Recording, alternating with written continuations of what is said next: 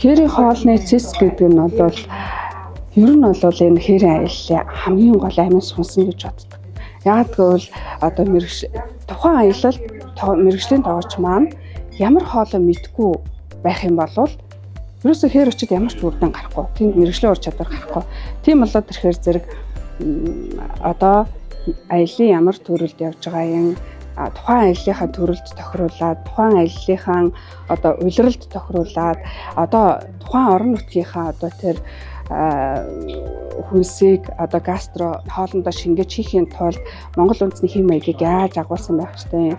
Ер нь бол энэ аяллаа хоолны менюн дээр менюга маш сайн боловсруулад одоо тухайн аялагчдын төрөлд тохируулаад ингэж сайн боловсруулж ажиллах юм бол ажлын үр дүн маш өндөр гардаг юм байна гэдгийг ажигласан.